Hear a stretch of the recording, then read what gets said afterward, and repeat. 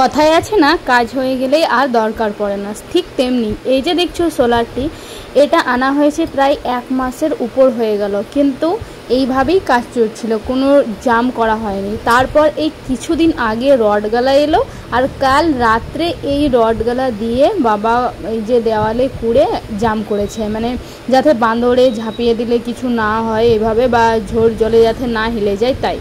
তো তাই সকাল সকাল দেখতে চলে এসেছিলাম যে ওটা জমেছে কিনা। আর এইদিকে বাবা পুজোর জন্য ফুল তুলে নিচ্ছে, ওই মগটাতেই ওখানে জল দিল, তারপরে আবার ফুল তুলে নিচ্ছে। তো দেখো এইদিকে আমাদের ছাদের উপরে কত সুন্দর ফুল ফুটেছে। তো বন্ধুরা, তোমরা কেমন আছো? আশা করছি সবাই খুব ভালো আছো, আর আমিও বেশ সুস্থ আছি। তো দেখো এই যে সকাল সকালের দৃশ্যটা কত সুন্দর লাগছে। এখন সময় হবে প্রায় 6টা।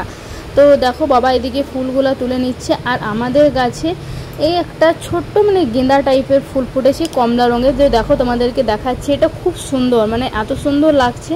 আর বাবার প্রত্যেক দিনকার ডিউটি যে ফুল তোলা। আর ওইদিকে বড় বোনিরা বসেছিল টিউশন পড়বে বলে। তো তারপর চাটা খেয়ে নিয়েছিলাম, আর এইদিকে বাবু ঘুমিয়ে পড়েছিল, তাই বাবুকে দোলাচ্ছিলাম আমি। তো এখনও পর্যন্ত মানে স্নান হয়নি, মুড়ি খাবার হয়নি, এখন বাজবে 9:30 থেকে 10টা, আর ও ঘুমিয়ে পড়েছেন। তো ওকে একজনকে দোলাতে হবে, আর দোলাইলে আরামসে ঘুমাবে, মানে কোনো ওর টেনশন নাই, নিশ্চিন্তভাবে ঘুমাবে। তো তার জন্য আমি এখানে বসে বসে দোলাচ্ছিলাম আর এক হাতে ভিডিও করছিলাম। আর বাবুর শরীরটা ঠিক নাই, তাই দেখছো বারবার ঘুমিয়ে পড়ছে। আর কি বলতো, এতটাই গরম পড়েছে, মানে অতিরিক্ত কিছুই ভালো না, জানোই তো। 15-20 দিন ধরে টানা এত জল কি সেটাও ভালো লাগছিল না, আর 2 দিন থেকে এখন এত পরিমাণে রোদ পড়ছে কি সেটাও ভালো লাগছে না। মানে অতিরিক্ত কিছুই ভালো না, বলে না কথায় যে আছে, অতিরিক্ত কিছু ভালো না, সেটাই হয়েছে তাই। তো এখন বাবুকে দোলাতে আমি এইসবই চিন্তা করছিলাম কি বাচ্চাটার শরীরটাও ভালো নেই, আর এত পরিমাণে রোদ হয়েছে। তো তারপরে এইদিকে দেখছি যে সকালবেলাতেই মায়ের এখনও পর্যন্ত কাজ হয়নি, আর বাবা গিয়েছিল ভাড়া, তো ভাড়া থেকে এসে চা খেতে বসেছে। আর এইখানে মা এখন বাসনপত্রগুলো ধুচ্ছে, 9টা 9:30 বাজবে এখন, আর মা এখন বাসনপত্র ধুচ্ছে।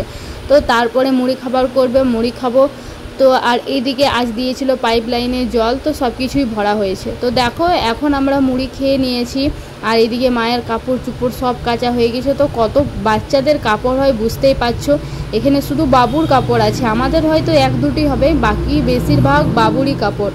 তো এই দেখে এত কাপড় সব এখন গুছানো মেলা, মানে একটা আলাদাই ঝামেলা।